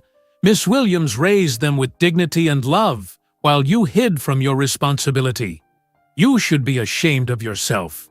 Court is adjourned." Judge Monroe stood up and left the courtroom. Everyone else stood as she exited. Derek remained standing there, feeling numb. Michael Torres gathered his papers. "Derek, you need to pay the $300,000 within 30 days, Michael said. "I recommend selling one of your investment properties immediately." "I heard her," Derek said. His voice was bitter. Naomi and Patricia walked past Derek toward the exit. Naomi did not look at him. She held her head high and walked out. Derek watched her go. She won. She got everything she wanted. And he lost everything. Outside the courthouse, reporters were waiting. They had cameras and microphones. When Naomi came out, they surrounded her. "Miss Williams, how do you feel about the judge's ruling?" "I'm satisfied with the outcome," Naomi said. "This was never about money for me. I make my own money. This was about my children receiving what they're legally entitled to. Their father has a responsibility to support them." "Will you allow Mr. Anderson to visit the children?" "That's up to him," Naomi said. "The door is always open if he wants to be a real father. But I won't force it. My children deserve a father who wants them." "What message do you have for other single mothers?" Naomi looked directly at the camera. "You are stronger than you know. You can survive anything. Don't let anyone make you feel small. Build your life. Love your children. Success is the best response to people who doubted you." The reporters loved her. She was strong and graceful and inspiring. Patricia guided her to a car and they drove away. Derek came out of the courthouse 5 minutes later. The reporters turned their cameras to him. "Mr. Anderson, how do you feel about paying almost $2 million in child support?" "Mr. Anderson, do you plan to build a relationship with your children?" "Mr. Anderson, do you have any comment?" Derek pushed through them without speaking. He got in his car and drove away. His phone started ringing immediately. His accountant, his insurance company, Madison's lawyer. He ignored all the calls.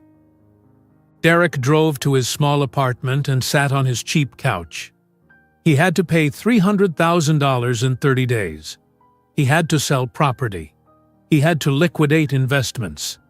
He had to give Naomi money every single month for 13 years. $10,000 per month. Every single month. He did the math again. $120,000 per year. Over $1 million total. Plus the $300,000 back payment. Derek's phone buzzed. A text from Madison's lawyer. "Divorce finalized. Settlement payment of $2 million due in 60 days. Derek threw his phone across the room. It hit the wall and cracked. Derek sat in the dark apartment and thought about his life. 5 years ago, he was successful and respected. He had a beautiful wife. He had a luxury condo. He had a thriving business. He was invited to exclusive parties. People wanted to work with him. Now he lived in a $900 apartment in a bad neighborhood. His business was failing. His wife divorced him. His reputation was destroyed. Everyone hated him, and he had to pay millions of dollars to support children he never wanted.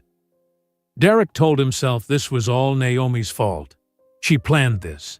She brought the children to the party to humiliate him. She gave interviews to make herself look good and him look bad. She was vindictive and manipulative. He refused to see the truth. He refused to admit that he destroyed his own life with his own choices. Meanwhile, Naomi drove home to her beautiful house in Fort Lauderdale. Her 4 children were waiting for her. When she walked in the door, they all ran to hug her. "Mommy! Mommy!" they yelled. "Hi, babies," Naomi said. She knelt down and hugged all 4 of them at once. "Did you win?" Marcus asked. He was always the serious one who asked direct questions. "Yes, baby," Naomi said. "We won." "What did we win?" Isaiah asked. "Justice," Naomi said. "We won justice." That night, after the children were asleep, Naomi sat on her back patio. Carmen came over with a bottle of wine. They sat in comfortable chairs looking at the yachts docked in the water. "You did it," Carmen said. "You actually did it. You made him take responsibility." "I did," Naomi said. She felt tired but satisfied. "It's finally over." "It's not over," Carmen said. "He has to pay you for 13 more years. You'll have to deal with him for a long time." "No," Naomi said. "The court will deal with him. I'm done dealing with Derek Anderson. I got what I needed. Now, I'm moving forward with my life." Naomi looked up at the stars. She thought about everything she survived. The abandonment, the difficult pregnancy, the premature birth, the sleepless nights, the struggle to build her business while raising 4 babies. All of it led to this moment. She was free. She was successful. She was happy. And Derek Anderson could never hurt her again. The stars above Fort Lauderdale were bright that night. Naomi felt something shift inside her. The weight she carried for 5 years was finally gone. She did not need to prove anything anymore. She did not need to fight anymore. She could just live her life with her children. 3 years passed. Those 3 years changed everything. Naomi's business grew beyond anything she imagined. After her television interviews and magazine features, wealthy clients from all over Florida wanted her services. She received so many booking requests that she had to expand. She opened offices in Tampa, Key West, and Palm Beach. She bought 9 more luxury yachts. Now she owned 15 total. She employed 60 people. Her annual revenue reached $25 million. Business magazines wrote articles about her, from abandoned wife to millionaire entrepreneur.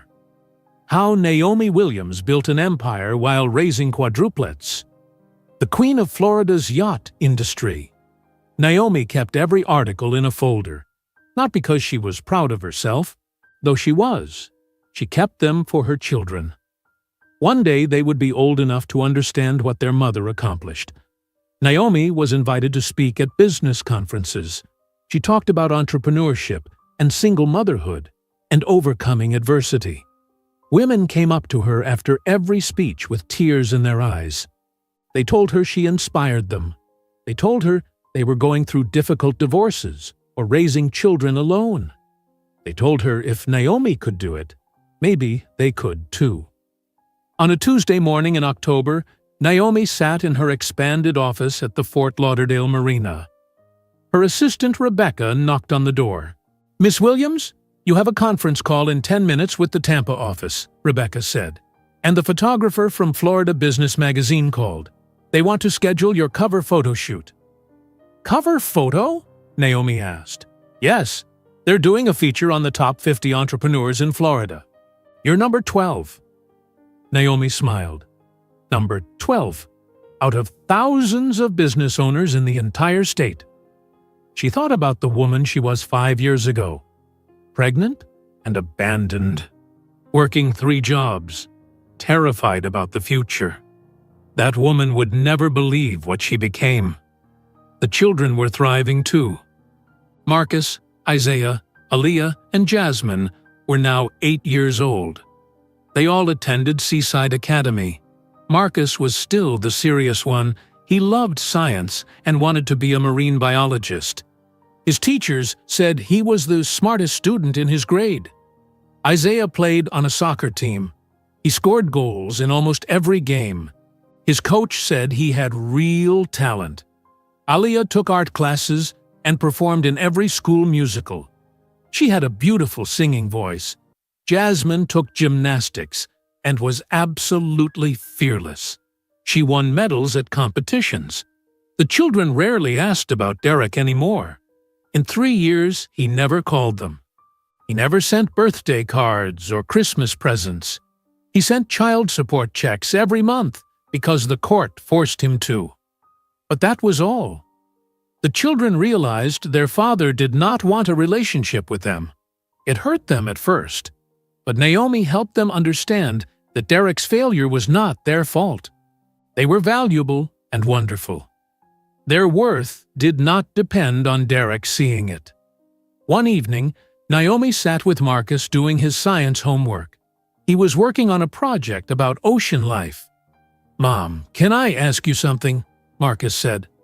"Of course, baby." "Do you think Dad ever thinks about us?" Naomi put down her pen. She looked at her son's serious face. "I don't know, Marcus. Maybe he does. But thinking about someone is not enough. You have to show up. You have to be there. Your dad chooses not to do that." "I'm not sad about it anymore," Marcus said. "I have you. That's enough." Naomi hugged him tightly. Her children were resilient and strong. They were going to be okay. 2 years ago, Naomi attended a business conference in Orlando. The conference was about luxury tourism. Yacht companies, hotels, and resorts sent representatives. Naomi gave a speech about building Queens of the Sea charters. After her speech, a man approached her during the lunch break. "Excuse me, Miss Williams, I'm Thomas Wright. Your speech was excellent." Naomi looked at the man. He was tall, with dark hair starting to gray at the temples. He had kind brown eyes and a warm smile. He wore a simple suit and looked professional but not flashy. "Thank you," Naomi said. "Do you work in the yacht industry?" "No, construction," Thomas said. "I own a company that builds luxury homes, but we're expanding into resort construction. I'm here to learn about the luxury tourism market." They talked for an hour. Thomas was easy to talk to. He did not try to impress her. He asked thoughtful questions. He listened carefully to her answers. When the conference resumed, Thomas asked for her business card. Naomi gave it to him. Thomas called her 2 weeks later. He asked if she wanted to have dinner. Naomi almost said no. She was not ready to date. She had not been on a date since Derek. She did not trust men anymore. But something about Thomas felt safe. She said yes. At dinner, Thomas told her he was a widower. His wife died of cancer 5 years ago. He had 2 children, a son named Daniel, who was 10, and a daughter named Sophie, who was 8. He worked hard to be a good single father. He talked about his wife with love and sadness. Naomi could tell he was a good man. "What about you?" Thomas asked. "Your story is all over the news. That must be difficult." "It was difficult," Naomi said honestly. "But I'm glad the truth came out. I'm glad everyone knows who Derek really is." "Your children are lucky to have you," Thomas said. They dated slowly. Thomas never pushed for anything. He was patient and respectful. He met her children after 3 months. Marcus, Isaiah, Aaliyah, and Jasmine were cautious at first. They did not want another adult to hurt them, but Thomas was gentle and kind. He played with them without trying too hard. He listened to Marcus's facts about dolphins. He kicked the soccer ball with Isaiah. He looked at Aaliyah's artwork and asked thoughtful questions. He cheered when Jasmine showed him her gymnastics moves. Naomi's children also met Daniel and Sophie. The 6 children played together. Daniel was serious and smart. Sophie was quiet and creative. They got along well. Nobody tried to force them to be one big family. They just spent time together. Slowly, carefully, they built something real. 1 year after they started dating, Thomas took Naomi out on her yacht, the Phoenix. Just the 2 of them. The sun was setting over the ocean. The sky was pink and orange. Thomas got down on one knee. "Naomi, I never thought I would love again after my wife died," Thomas said. "But you showed me I could. You're strong and beautiful and amazing. Your children are wonderful. I want to spend the rest of my life with you. Will you marry me?" Naomi cried. Happy tears this time. "Yes." They got married 6 months later in a small ceremony at Naomi's house. Only close family and friends attended. The 6 children stood with them during the ceremony. Naomi wore a simple white dress. She smiled the entire day. Carmen was her maid of honor. Thomas's brother was his best man. It was simple and beautiful and full of real love. After the wedding, they bought a larger house together, a place big enough for all of them. Thomas never tried to replace Derek. He never tried to be the children's father. He was just Thomas, a kind man who loved their mother and treated them with respect. The children learned to love him too, not because they had to, but because he showed up every day. He was there. That was what mattered. Meanwhile, Derek's life went in the opposite direction. His business never recovered.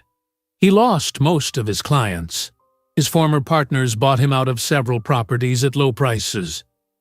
Derek needed cash to pay child support and his divorce settlement. He had no choice but to accept bad deals. Within 2 years, Derek lost almost everything. Madison took the Miami Beach condo in the divorce. She took one of the luxury cars. She took $2 million.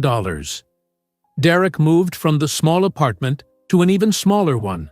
It was in a neighborhood far from the beach. The building smelled like cigarette smoke. His neighbors were loud. The rent was $700 per month. Derek still paid child support, $10,000 per month, every month. He had no choice. The court garnished his wages. If he missed a payment, he would face jail time. He resented every dollar. He told himself it was unfair. He told himself Naomi did not need his money. She was rich now, but the court did not care about his feelings. The law was the law. Derek's phone never rang anymore. Nobody called to offer business deals. Nobody invited him to parties. His social media accounts were inactive. He stopped posting because every time he did, people left mean comments. They called him a deadbeat father. They called him selfish and terrible. Derek deleted all his accounts. He tried to disappear from public view. One night, Derek sat alone in his small apartment eating takeout food. His television was old and small. His furniture was cheap. Everything in his life was cheap now. He picked up his phone and searched for Naomi's name. He did this sometimes. He could not help himself. He found an article from Florida Business Magazine. The headline read, "Naomi Williams, building an empire on her own terms." The article had photos of Naomi standing on one of her yachts. She looked confident and beautiful. The article talked about her business success. It talked about her expanding to 4 cities. It talked about her speaking at conferences. At the bottom, there was a personal section. It mentioned that Naomi recently married Thomas Wright, a construction company owner. They had 6 children between them and were building a beautiful blended family. Derek stared at the photo. Naomi was smiling. Really smiling. Not a fake smile for social media. A real smile. She looked happy. She looked free. She looked nothing like the broken woman he imagined she would become. Derek thought about his own life, his empty apartment, his failed business, his ruined reputation, his ex-wife who hated him, his 4 children who never wanted to see him. He thought about the choices he made. Leaving Naomi when she was pregnant, lying to Madison about being infertile, stepping away from his children at the anniversary party. Every single choice led him here, to this small apartment, to this lonely life, to this moment of regret. But even now, Derek could not fully admit he was wrong. He told himself he was unlucky. He told himself Naomi got lucky. He told himself society was too harsh on him. His pride would not let him accept full responsibility. And because he could not accept responsibility, he could not change, he could not grow. He was stuck. Derek turned off his phone and ate his cold takeout food in silence, alone. Derek put down his empty takeout container and looked around his apartment. The walls were bare. He never bothered to decorate. What was the point? Nobody visited. Nobody cared. He lived here alone, and would probably die here alone. That thought made him feel hollow inside. He picked up his phone again and scrolled through social media. He looked at Madison's Instagram profile. She had over 500,000 followers now. She changed her content after the divorce. She stopped posting about luxury and started posting about self-discovery and healing. Her followers loved it. They called her brave and authentic. Madison was doing fine without him. Better than fine. She was thriving. Derek put his phone down and went to bed. He stared at the ceiling for hours before finally falling asleep. The next morning was a Sunday. Derek had nowhere to go. No family events, no social plans, no business meetings. He used to have a calendar full of important appointments. Now, his days were empty.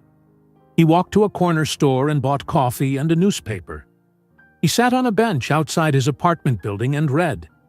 That was his whole day. Across the city, Naomi woke up in her beautiful home in Fort Lauderdale. Thomas was already awake. She could smell coffee brewing downstairs. She got out of bed and walked to the window. Their backyard stretched down to the water. The yachts were docked peacefully. The sun was just coming up. It was going to be a beautiful day. Naomi went downstairs. Thomas was in the kitchen making breakfast. He wore sweatpants and an old t-shirt. His hair was messy. He looked comfortable and real. Nothing like Derek, who always had to look perfect. "Good morning," Thomas said. He kissed her cheek. "Coffee?" "Please," Naomi said. She sat at the kitchen island and watched him pour her a cup. "What's the plan for today?" "I thought we could take everyone out on the yacht," Thomas said. "It's supposed to be 78 degrees and sunny. Perfect day for it." "That sounds wonderful," Naomi said. One by one, the children came downstairs. First Daniel, Thomas's son, who was now 13 years old. He was tall and looked more like his father every day. Then Sophie, who was 11. She had her mother's gentle nature. Then Marcus, Isaiah, Aaliyah, and Jasmine, who were all 8 years old now. They filled the kitchen with noise and energy and life. Thomas made pancakes for everyone. The children sat around the large table eating and talking over each other. Daniel told a story about his basketball game. Sophie showed everyone a drawing she finished. Marcus explained a science fact he learned. Isaiah demonstrated a new soccer move, nearly knocking over his orange juice. Aaliyah sang a song from her school musical. Jasmine talked about an upcoming gymnastics competition. Naomi sat there, listening to all of them. This was her family. Not perfect, not what she planned, but real and full of love. She caught Thomas's eye across the table. He smiled at her. She smiled back. After breakfast, they all got ready for the yacht trip. The children put on swimsuits and sunscreen. Thomas packed a cooler with sandwiches and drinks. Naomi checked the weather forecast and made sure everything on the Phoenix was ready. They walked down to the dock together, all 7 of them. The children ran ahead, excited. Thomas carried the cooler. Naomi carried towels and sunscreen. They climbed aboard the yacht that Naomi worked so hard to buy, the yacht that represented everything she built. Naomi started the engines. Thomas helped the children put on life jackets. Even though all the children knew how to swim, safety was important. Daniel and Marcus sat at the front of the yacht. Sophie and Aaliyah sat together on the side deck. Isaiah and Jasmine ran around exploring. Thomas sat next to Naomi at the captain's area. "You ready?" Naomi asked. "Always," Thomas said. The yacht pulled away from the dock. They moved through the water slowly. The weather was perfect. Warm sun, light breeze, clear blue sky. Naomi headed toward open water, away from the marina, away from the crowds, to a peaceful spot where they could swim and relax. Isaiah came running up to Naomi. "Mom, can I drive the boat?" "It's a yacht, not a boat," Marcus corrected him from the front deck. Marcus was always correcting people. "Can I drive the yacht?" Isaiah asked. "When we get to our spot, you can help me," Naomi said. "Okay?" "Okay!" Isaiah ran back to play with Jasmine. 20 minutes later, Naomi found a good spot. She cut the engines and dropped anchor. The yacht floated peacefully. All around them was just blue water and blue sky. Thomas and the older children jumped into the water. They swam and splashed and played. Naomi stayed on the yacht with the younger ones, who were not as confident in deep water. They sat on the edge with their feet in the water. Aliyah sat next to Naomi. "Mom, can I ask you something?" "Of course, baby." "Do you think we'll ever see our dad again?" Naomi looked at her daughter. Aliyah was 8 now, but still sensitive, still the one who felt things deeply. "I don't know, sweetheart. He knows where we are. He can reach out any time, but he chooses not to." "Does that mean he doesn't love us?" Aliyah asked. "No," Naomi said firmly. She pulled Aliyah close. "It means he doesn't know how to love. That's his problem, not yours. You are so lovable, baby. So special. So wonderful. Anyone would be lucky to know you." "Thomas loves us," Aliyah said. "He does," Naomi agreed. "But he's not our dad," Aliyah said. "No, he's not your dad. He's Thomas, and that's okay. He loves you. I love you. You have people who show up for you every day. That's what matters." Aliyah nodded and leaned against Naomi. They sat there together watching the others swim. Later, Thomas climbed back on the yacht and started setting up lunch. The children gathered around, eating sandwiches and chips. They talked and laughed. Water dripped from their hair and swimsuits onto the deck. The sun was high in the sky now. Everything felt warm and perfect. Marcus sat next to Thomas. "Thomas, can you come to my science fair next month? I'm doing a project on marine ecosystems." "Of course," Thomas said. "I wouldn't miss it." "Thanks," Marcus said. Then quietly he added, "You always come to our stuff." Thomas put his hand on Marcus's shoulder. "That's what family does." After lunch, Naomi taught Isaiah how to steer the yacht. She let him hold the wheel while she controlled the throttle. Isaiah's face lit up with joy. He felt so grown up, so important. The afternoon passed slowly and peacefully. They swam more. They played games. They just enjoyed being together. As the sun started to set, Naomi headed the yacht back toward home. The sky turned orange and pink and purple, the most beautiful colors. All 7 children gathered at the front of the yacht. They sat together watching the sunset. Daniel had his arm around Sophie. Marcus was pointing at something in the water, probably a fish. Isaiah was making everyone laugh. Aliyah was humming a song. Jasmine was doing stretches from gymnastics. They were all there, all together. Thomas came and stood behind Naomi. He put his arms around her waist. She leaned back against him. "You did this," Thomas said quietly. "You built this life. You should be proud." "I am," Naomi said. And she meant it. She was proud of herself, proud of her children, proud of this life she created from nothing, from pain, from abandonment. She took all that hurt and turned it into something beautiful. "I love you," Thomas said. "I love you too," Naomi said. The yacht moved through the water toward home. The sun sank below the horizon. The first stars appeared in the darkening sky. The children's laughter carried on the wind. This moment was perfect. Not perfect, because nothing bad ever happened. Perfect, because it was real. Naomi thought about the woman she was 8 years ago, pregnant and terrified, abandoned by the man she loved, wondering how she would survive. If that woman could see this moment, what would she think? She would probably cry with relief. She would see that she made it. She survived. She did more than survive. She thrived. Naomi thought about Derek, too. Not with anger anymore. Not even with pity.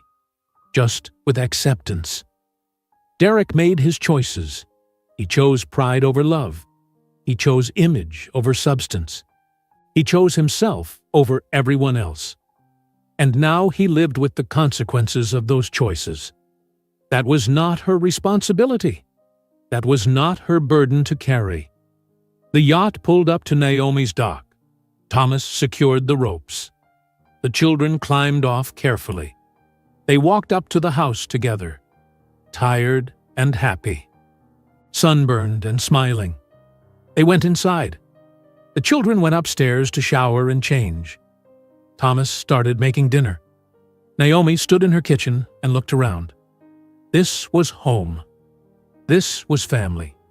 This was everything that mattered. Later that night, after dinner and homework and bedtime stories, Naomi stood on her back patio alone. She looked at the stars. She looked at her yachts in the water. She looked at her beautiful home. She thought about everything she survived, everything she built, everything she became. She whispered to herself, "I won." And she knew the victory was never about defeating Derek.